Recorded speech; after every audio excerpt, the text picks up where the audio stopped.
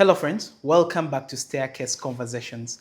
Yeah, so we are resuming with our Staircase Conversations, and it's been a while ever since we made some videos, but we are back and we are here to bring you information. We are here to bring you conversations, one that regard finances, entrepreneurship. We shall be talking about relationships. We shall be talking about businesses. Yeah. Today, I'm very honored to have one person that I've known for quite some good time, and he is the team lead at Agrimulimi Fresh Solutions. For those who don't know what Agrimulimi Fresh Solution is, he'll be able to give us some answers, and yeah, we shall be discussing moving forward. So, hello, Seba. Hello, Chris. Welcome. Thank you. Yeah. So this is Staircase Conversations. Wow. Yeah, you're welcome. Please introduce yourself. Well, Ahmed Muluga, like Chris has said, I'm the team lead at Agrimulimi Fresh Solutions. Agrimulimi, we are a game changer in the business and the value chain of fresh fruits and vegetables. Yeah, we have done and we have experienced a lot when it comes to the different stages within the value chain of fresh fruits and vegetables. And indeed, it's an amazing journey that has come with a lot of lessons, and we appreciate where we are because those lessons have shaped us. Yeah, so today we're going to be discussing more about the journey of Agrimulimi. Yeah. And reason, maybe I believe this is going to help an entrepreneur out there to understand maybe the challenges that happen within starting a business and growing it. What are the different things that they go through, and how can they actually make a business become sustainable? So those are the things that we're going to be discussing. And so briefly, or to begin with, you could tell us what inspired the vision of Agrimulimi Fresh Solutions? What really inspired the story of Agrimulimi was the food wastage. Statistically, it was rated at around 40% that food was going to waste due to post-harvest handling. And our journey started off with an hackathon that we went through different stages that we may not have time to go through. Okay. Those different stages that we went through. But what I want to tell you at the very inception was the mere fact that the fruits and vegetables happen to be on every Ugandan plate. Whether it's a tomato, onion, and we have a variety. It's unfortunate currently that you may find that to boost or to be able to cope up with the capacity that we have within our country or in the city here, Kampala, we are boosted by the production from Kenya. That's the story of another day. Okay. But for now, what I want to share with you is a lot of food is wasted. And it was due to handling. Post-harvest? Yes, post-harvest. post-harvest handling. But largely, I'm talking about how now the different stages of this handling. Yeah, in the chain. Huh? Yeah. Now, that was the story that we knew. Okay. Now, once we were inspired with that, and we realized that now, given the different ideas that we have and our capacity and expertise that was coming on board, we would come up with a solution that would solve that problem or that would minimize the percentage. Okay. And we hit ground. We looked at the tomato first because it contributes to every source that is created in Uganda. Every food, every meal that we have here in the city has a tomato. And then we looked at the tomato in a broader picture and said, okay, which areas grow tomatoes in Uganda? Then we looked at Mbale, we looked at Luwero, we looked at Masaka, we looked at Mitiana. Then that inspired the feasibility study that we had And the lessons that we took, we came to realize that the area of Kayunga had a number of challenges that we could easily address given our location. Okay.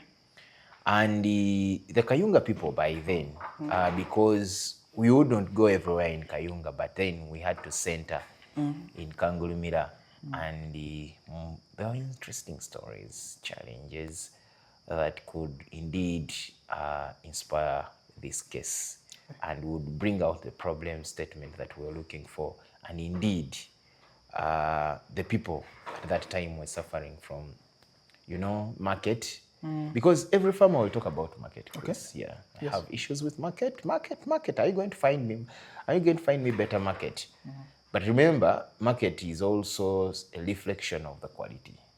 Yes. True. Very what true. you have and the quality that you have is what the market is asking for or not. Okay. So we realized that they were not selling it actually in Kampala. In Uganda here, the best market for your produce is in Kampala. Okay. And everyone is true. looking for, I agree. because of the population and the standards of the different restaurants, the different people that live in Kampala. Yeah, I agree. That's where the cream of Uganda is. And our biggest challenge at that time, the biggest challenge, for the people of Kayunga was now to sell their tomato in Kampala. Chris. They had to sell in Jinja. They were having some brokers around town in Kangulumira, and the cartels had created a very serious group around. I don't want to pronounce largely as cartels because these are organized businesses, but again, it doesn't really benefit the farmer. So they were the ones determining the prices, and the people to buy from, and yeah. So what really happened was the fact that now we had to dig deeper to understand the real problem. Is it the market? Is it the inputs, the quality of the tomato that is being produced in Kayunga? And then when we had to speak to these people deeply now, understanding these people, we came to realize that it was a problem of the funds, the funding of this business, and prioritizing the business. Okay.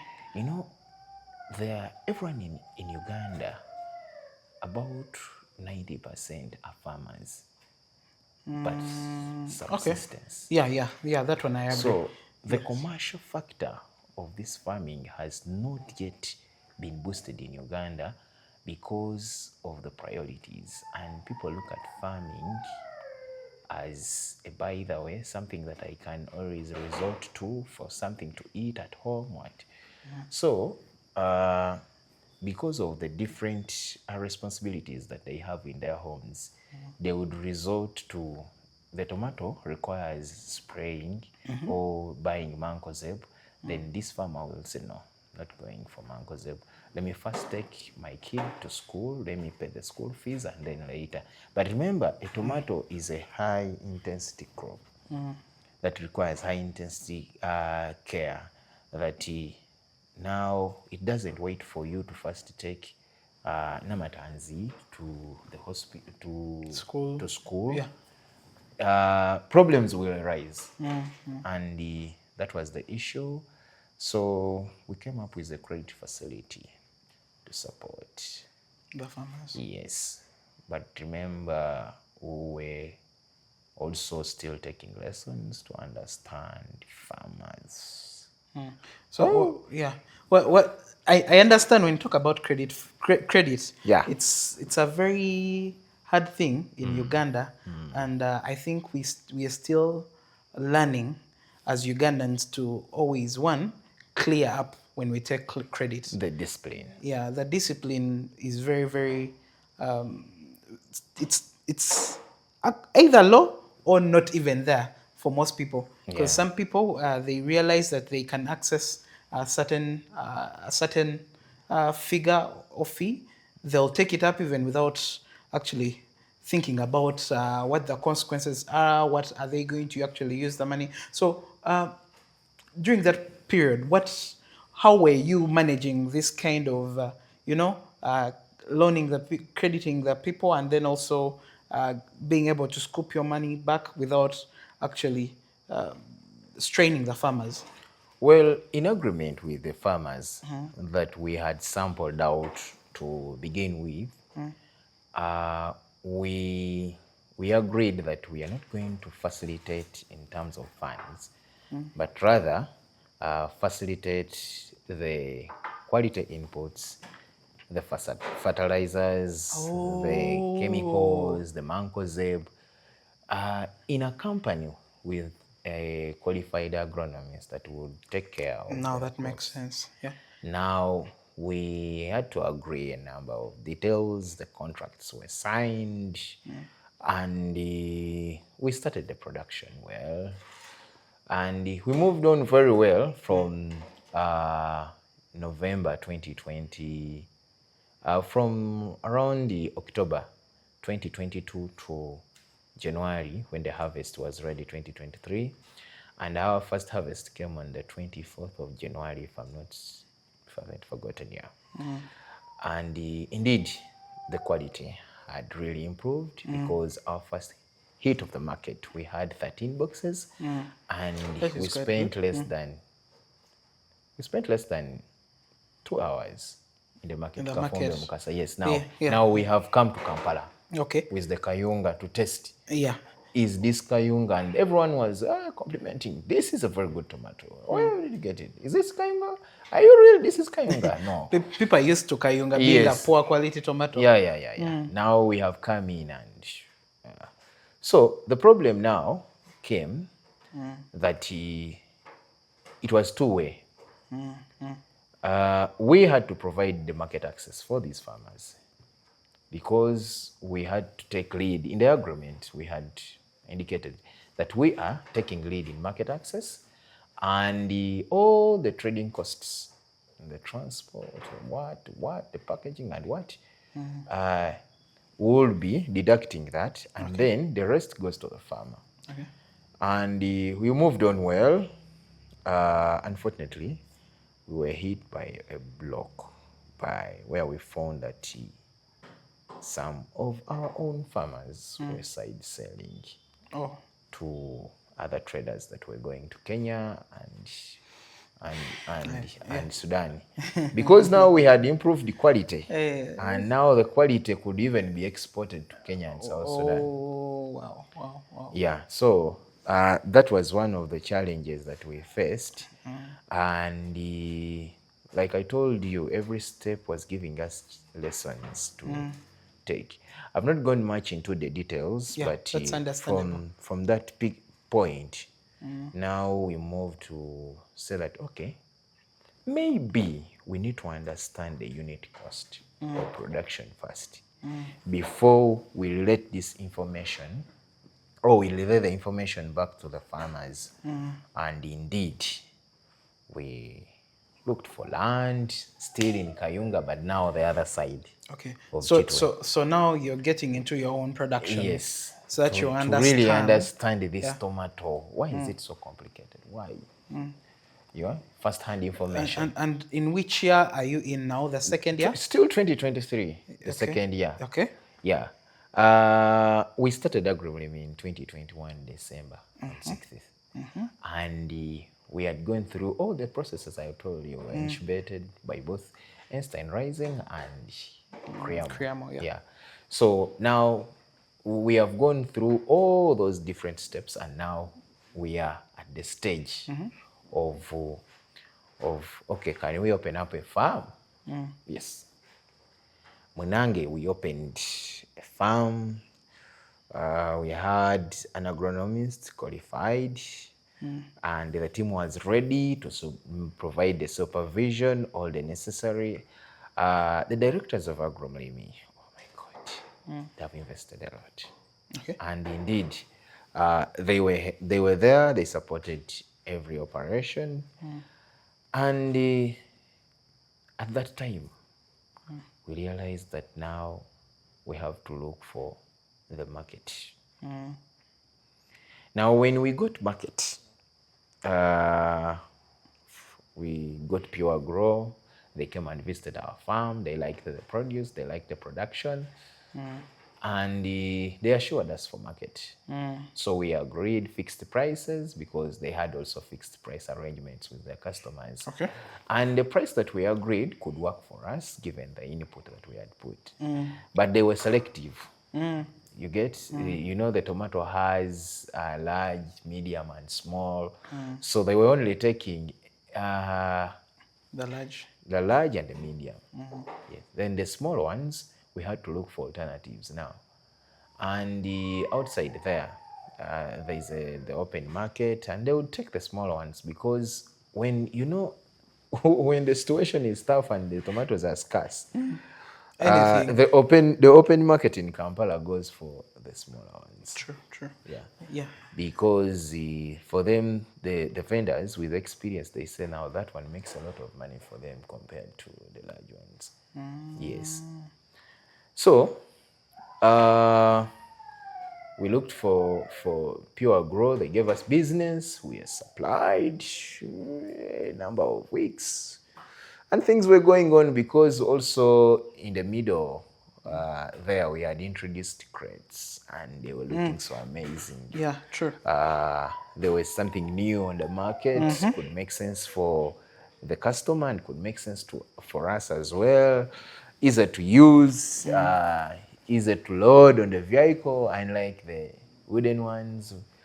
So it was some good innovation that Agrimulimi created, and actually it inspired a lot in the value chain because there are a lot of suppliers outside there. True. That are currently using crates, and since then, we are proud of what you were trendsetters. Yeah. You set a Like trend. I told you in the beginning that we are game changers. True, true. Okay. And This is understandable. Okay. And Pure Grow, now we realize that now we have to increase on our customer base. And one thing that came into play was that can we look for customers that have the same arrangement like Pure Grow? The fixed price arrangement, which gives a baseline to the farmer. Yeah. That now you are working for this amount. So you are allowing Agrimulimi not to actually be settled at being a farmer or being settled at just doing credit facilities. Yeah. But now you are working the entire value chain to understand and to also see how you fit in every aspect of the value chain, right? Yeah. Actually, there are a lot of challenges around the market itself. Around the market, the transportation, the packaging, the payments, you get, the handling. You've left the farm. Yeah. You've hit the road and now you are at the market. There are a lot. The way the tomatoes were being displayed on the floor on the streets. Because this is food. Yeah. And those are the challenges that we could register within these markets, and we're like, we need to improve this. And ever since then, we have collected some of those serious challenges, and we are working on some innovative solutions. Oh, can't wait Still, to. Yes. They will take some time because of the different resources that are required, but still, that's the direction that we are taking. But take you back to where we are. When we now realize that we have to increase on the customers. We looked around in market, in Kampala city, restaurants, and these restaurants are very honest people. They will tell you, you know what, Ahmed, this won't work. What really works is you can't only be giving me tomatoes. Okay. No. I want what takes me to the market, not only tomatoes. Now, when you save transport or when you provide convenience to me for only tomatoes, I will still have to go to look for the onions, look for Green pepper, and others. Yeah. And indeed, it could make sense because we analyzed the logistic. part of it. You know, these people wake up very early, especially those stores that you see in residential areas. At around 4 a.m., they're up, Okay. especially in the market nights. Have I told you about the market nights? I think I've been in one Yeah. before with Yeah. you. Kampala And has 3 market nights. The Sunday night, then there is a Tuesday night, and the Thursday night. true. Yeah. Now, these are the nights when they expect farmers to bring in the produce. And most of these people now, what they do is they make arrangements with border guys, with taxis, and they make safe movements to the market. It's kind of risky, Chris, but Yeah. Night is a very risky. yes, that is the time when you have to go and look for quality at an affordable price. So they will move in the night, it inconveniences them, stress, long working hours. But that's the business in the current setting. Now, when they move to, now when we analyze how these movements are, said, okay, can we have selling points in different areas so that now we bring the tomatoes to you? But remember, we are dealing with the tomato. But when these people go to the markets, they're not only looking for tomatoes, they're looking for onions, they're looking for carrots, they're looking for avocado, someone is looking for spinach, and a lot. So we came back on board, said, no, we need to solve a problem. And our customers outside there, we have to give them the best value that Ugandans take. That's convenience. Before you even talk about the price, a Ugandan will always look for convenience. Yeah. And okay, on a personal basis, actually I have a saying that I can actually pay extra for convenience. That you see? Yeah, because you realize, okay, for me, the time I would use to move from home, take a taxi to town, and then go to the market, and then I'm trying to buy here, this and that, and maybe there's a lot happening in there. When it's raining. Yeah, you have to look for shade. Maybe you've lost your phone or they have snatched it or anything. I realize if I use that time and I'm doing something else productive and someone is handling that for me, then it's more valuable for me and I would pay extra for it. Now, that is what really shaped our current operations. Wow. We looked at convenience and then thinking of how can this person that now can rely on us because of our experience, we know what's good, quality, we have arrangements in prices that are fixed, and then we can do the delivery.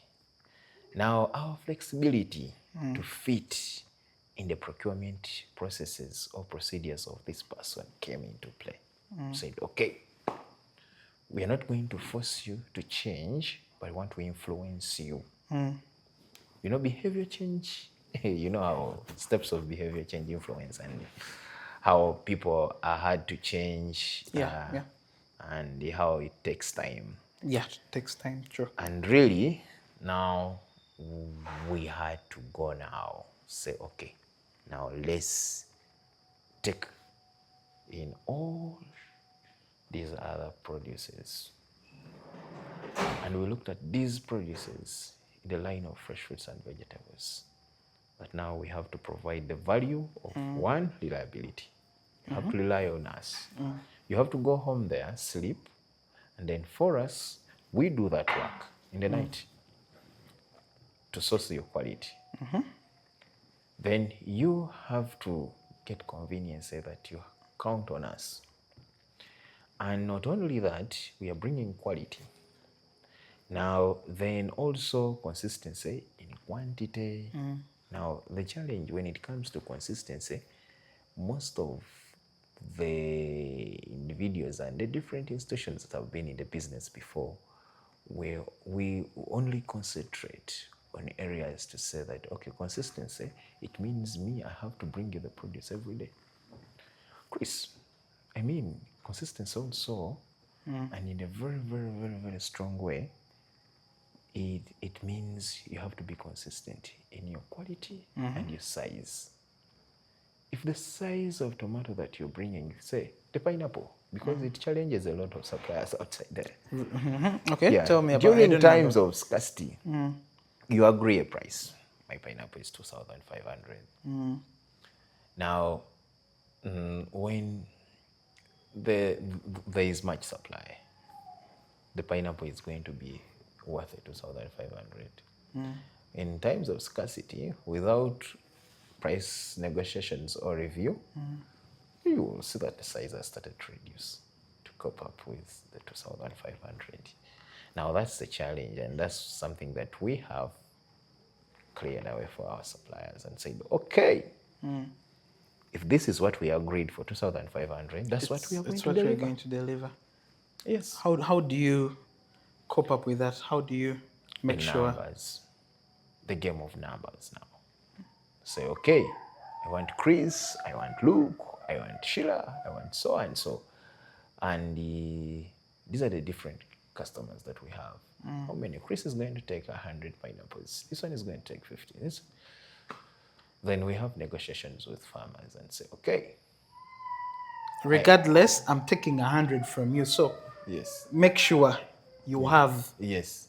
however Now tight the we market make is. we make arrangements with the farmers, and then we get the pineapples to town, then to our pack house, then we distribute.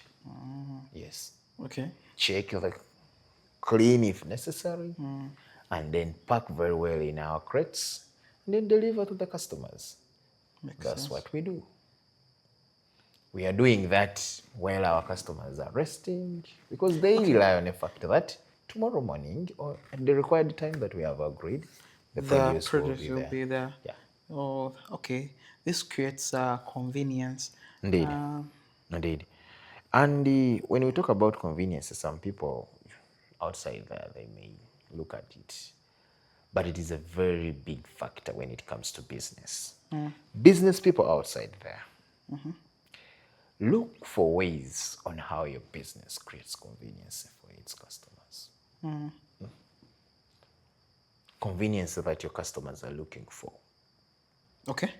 Let's talk a little bit about quality control. Quality control. One thing now when it comes to um, the fresh fruits and vegetables, personally, when I'm buying from the nearby Modala, I find that today I'm buying a tomato, and it's very small and looking ugly, and they'll tell you that this is what we have for today, and then tomorrow you come back and you find a fresh big tomato, and then the following day you find a weird looking one all the time, and they'll tell you that that is what we got in the market. There is no other tomato we can get in the market. No. So how do you try to control your quality that you keep, having those? You see, there are factors that we control. There are things that you can control and things that you can't control. And the proper quality control requires you to control the production. However, in situations that you can't control production, now you're going to look at factors. You're going to put procedures, strict procedures, uncompromised procedures in place. And one is the individuals you're sourcing from. That is key. And the understanding now where is this different produce coming from. Okay. And you have to make visits, field visits to different areas in Uganda. When you're doing business in Uganda, you have to invest yourself, put in your time, effort, and be ready for the tasks. And indeed, you have to move around. You have to move to different areas. You have to make different calls. You have to put all your ears outside there to listen, especially when you're in the market. Yes. Then, in situations that you don't have knowledge, now you have to play a white game. What is that? What's the weight game? The different vehicles are protected. Yes. No one else has bought to display, so you wait for one of the buyers to display, and then you look at it.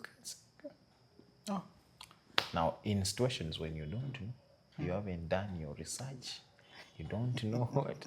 Yeah, now that's market intelligence. Okay. Yeah, you have to apply it somewhere. And indeed, and then the persons, the people, especially that you have, the individuals that are working with you as a team, on uncompromised procedures, quality, you check when you're sourcing. And then procedures at the pack house now. Because once it hits the pack house here, we have now to do the cleaning. Now after the cleaning, we do the packaging. Then from the packaging, now we separate the orders. No. This is going to this, this is going to this. Yes. At times, you can even send them to the customers because we have produce that you can't easily determine unless it is cut. Like the watermelons at times. Okay. Oh, yeah. Yeah. Then So also you the find that there pineapples, are some especially rejects, during the dry season. They have black spots inside. Things that you can't easily see. As we look for more efforts on how to improve that, you have to handle that with replacements with your customers. Wow. Yeah. Yeah, so you have to put more skin in the game. Anyway, Yeah. as we are concluding, I know Agrimulimi has quite a journey. Personally, I've experienced. Yeah. I have seen. Yeah. I've been part of the production of some of the videos. Yes. Of Agrimulimi. Yeah. And I think I can boldly say that I know it from head to toe. Yeah. Yeah. And Chris, we have moved this journey. yeah, it's quite some great work that you guys are doing out there. Yeah. And I think you quite have some great knowledge about how businesses can actually be able to, one, be sustainable, two, actually, before being sustainable, one, businesses to, because most businesses don't make it beyond 1 year. Yeah. One, how can they move beyond 1 year? Two, how do they become sustainable? And three, how in sustainability, that is where we look at profit making, and then for looking at the increasing of their customers and also evolving, because you're seeing that Agrimulimi first zeroed down with on a tomato, and it moves this journey to a farmer, from credit to a farmer to its own farm, from own farm to market, from market to now sourcing its own. It's starting to source the produce, the fresh fruit produce from the farmers, and then finding the appropriate market. Yeah, so Agrimulimi has moved a great journey. Yeah. That one I'm very certain. And for the brains that are behind it, I believe you have quite vast knowledge about much of these things. So I would love to host you again, and we have deeper conversations, talking about businesses in Uganda, talking about how we can, how businesses can improve, how can they move this journey. So many of us give up quite quickly. And most of us think. Actually, I've seen so many business owners wanting to be like everyone else. Yeah, they're just this one set up a mobile money shop. Let me set up a mobile money shop. This one set up a supermarket. Let me set up a supermarket. There is nothing like that makes them, that sets them apart. For example, I'll give an example. You see, Caramel. Caramel is one of those restaurants that I have seen grow, and gladly you guys are suppliers to Caramel. And one thing I realized, Caramel is doing so well. You know, it is having it has changed the system to a point when I enter the place, one, the person at the door who welcomes me is not the person who is going to serve my food, is not the person who will take my order, is not the person I'll find at the counter. You know, those are small details, but imagine the person serving your food is the person mopping with their hands, they're cleaning the toilet, they are touching money, you know. it's so unhygienic. Yeah. But then with this kind of system that these people have set up, it has set them apart, and you're seeing they are really growing so fast.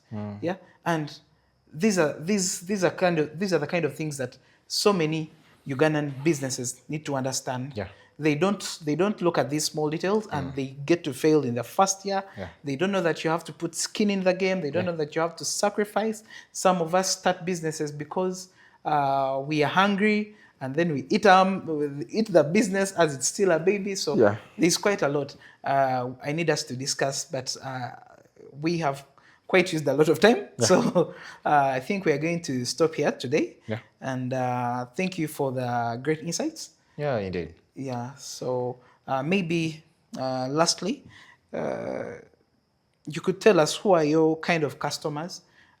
Talk to your kind of customers. If you want them, talk to them. Tell them what do they do to get to you and all that. Yeah. Well, our customers, we are coming to you. Agrimulimi is coming to you, and we will find you. We are in supply of fresh fruits and vegetables. Quality is something that we treasure, and indeed we put in high regard your comfort, and that's why convenience has sounded a lot in our conversation with Chris. Yeah. Yeah. And then also the value that you outside there has to rely on us for the quality, for consistency, and for the quantities that you're looking for. Trust us with your procurement of fresh fruits and vegetables, and indeed we will deliver freshness at your comfort.